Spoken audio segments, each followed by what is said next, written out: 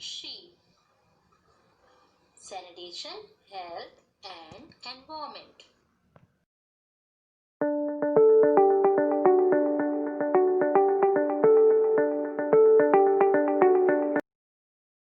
Hello, Health Sanitary Inspector students. How are you? आज का हमारा टॉपिक है solid waste introduction. Solid waste arise from human and animal activities that are normally discarded as useless or unwanted. ठोस अपशिष्ट मानव और पशु गतिविधियों से उत्पन्न होते हैं, जिन्हें आमतौर पर बेकार या अवांछित के रूप में त्याग दिया जाता है। Organic and inorganic waste materials produced by various activities of society and which have lost their value to the first users.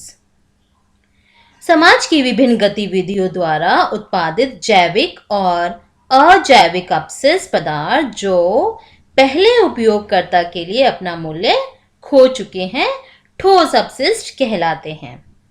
Non liquid materials and semi solid waste materials ठोस अपशिष्ट में शामिल होते हैं। ये पिक्चर हम देख रहे हैं, इसमें बहुत सारा कूड़ा हम देख रहे हैं। प्लास्टिक है, पेपर है, कार्डबोर्ड्स है, बहुत सारे डस्टबिन्स और चेयर टूटी फूटी है। तो हमारे घरों से काफ़ी सारा ऐसा वेस्ट निकलता है दिन प्रतिदिन, जो कि रिसाइकिल भी हो सकता है और उसको हम रीयूज़ भी कर सकते हैं, पर उसका डिफरेंट मेथड होता है जो कि हम डिफरेंट वीडियोस में आगे पढ़ेंगे। ये हिप्स ऑफ सॉलिड वेस्ट जो हम देख रहे हैं कि हमारे शहरों के आसपास बहुत सारा कूड़े का ढेर इकट्ठा हो जाता है। उन ढेर में हम लोग हमारे घरों से निकलने वाला कूड़ा बहुत सारा जो यूज़ नहीं कर पाते हैं और रिसाइकिल नहीं कर पाते हैं, उसको फाइनली हमें सैनिटरी लैंडफिल साइट में या डंपिंग साइट में भेजना पड़ता है। Definition of solid waste: all those materials which generates from individual houses, waste treatment plant, water treatment plant and other discarded material including solid, semi-solid, industrial, commercial, agriculture operations and from communities activities. उन सभी सामग्रियों को जो अलग अलग घरों से, अपशिष्ट उपचार संयंत्रों, जल उपचार संयंत्र और अन्य त्याज्य सामग्री सहित ठोस पदार्थ या अर्ध ठोस पदार्थ जो कि उद्योगों से निकलते हैं, वाणिज्यिक क्षेत्र से निकलते हैं, कृषि कार्यों के द्वारा निकलते हैं तथा विभिन्न सामुदायिक गतिविधियों से उत्पन्न होते हैं। तो नगर पालिका के ठोस अपशिष्ट में आमतौर पर कागज, खाद्य अपशिष्ट, कांच, धातु, रबड़, चमड़ा, वस्त्र इत्यादि शामिल होते हैं।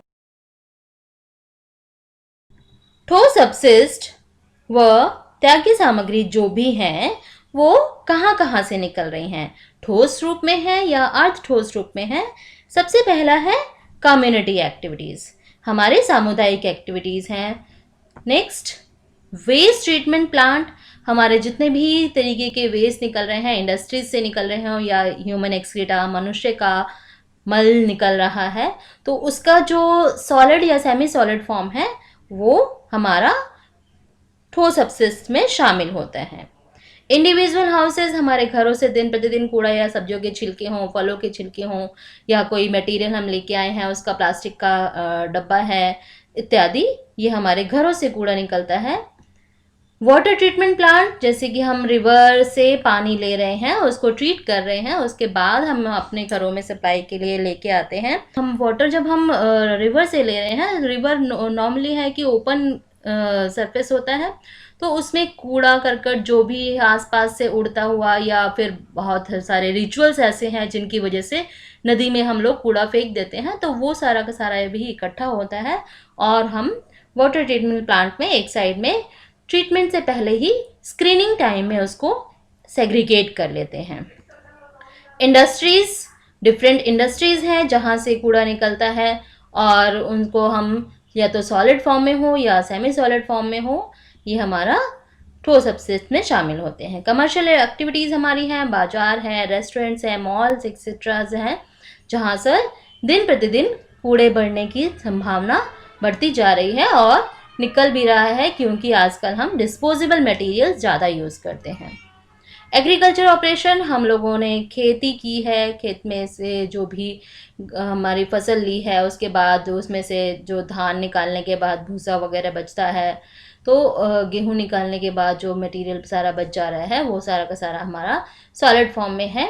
और तेल वगैरह निकाला है हमने सरसों वगैरह का या किसी भी सीड का जिससे तेल निकालते हैं, तो उसके बाद भी उसको कंप्रेस करने के बाद जो मटेरियल बच जाता है वो भी हमारा सॉलिड फॉर्म में होता है।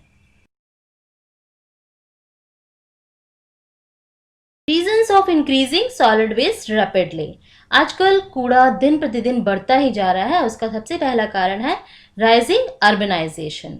अर्बनाइजेशन हो रहा है, शहरीकरण दिन प्रतिदिन बढ़ता जा रहा है, लोग शहरों की तरफ भाग रहे हैं और जिससे कि वहाँ पर जनसंख्या बढ़ती जा रही है और फूड हैबिट्स है वो भी काफ़ी डिफरेंट है।